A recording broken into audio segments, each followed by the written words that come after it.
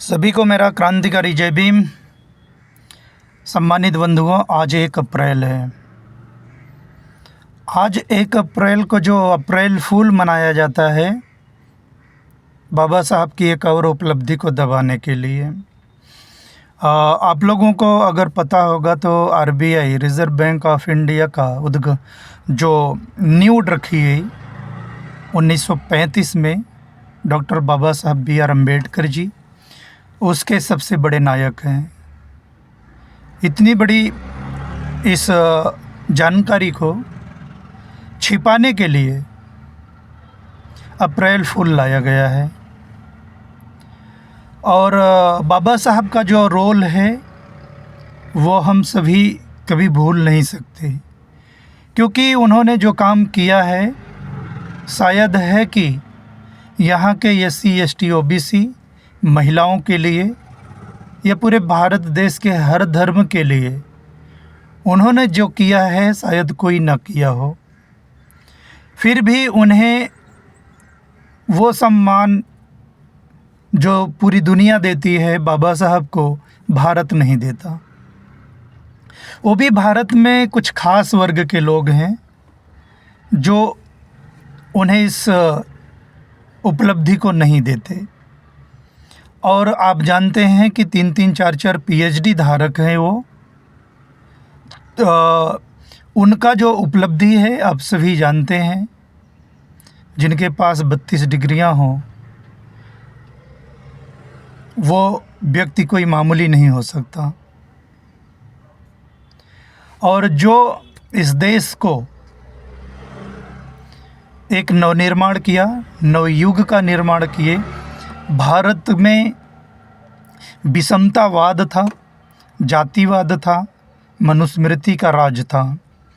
उसे ख़त्म करके लोकतांत्रिक देश बनाया गया और धर्मनिरपेक्ष देश को, इस गणराज्य को एक नया आयाम दिया गया जिसमें हर लोग एक वोट का अधिकार मिला।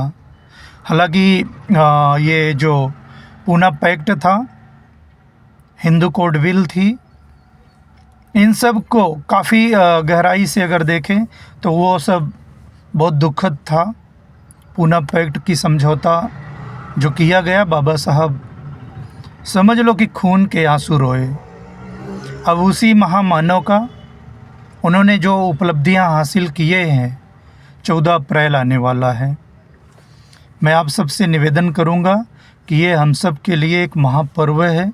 इसे हम सबको धूमधाम से मनाना चाहिए, क्योंकि बाबा साहब हमारे लिए एक आदर्श महापुरुष नहीं, वो हमारे लिए एक महामानव हैं जो हम सब के लिए बड़ा अधिकार दिए। और उसी अधिकार के लिए आज हम सब संघर्ष करते हैं। संविधान पूरी तरह से लागू नहीं है और सरकार नहीं चाहती है कि SC ST के लोग, OBC के लोग उनके हक और अधिकार मिले और वो उनके बराबर रहें, क्योंकि वो सारे संसाधन पर कब्जा जमा कर बैठे हैं और आपके हक और अधिकार की बात नहीं करते।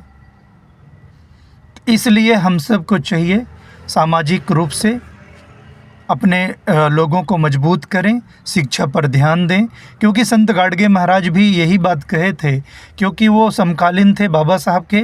उन्होंने ये जानते थे कि सबसे बड़ी अगर कुछ हमें उपलब्धि हासिल करना है तो उसका बड़ा हथियार शिक्षा है।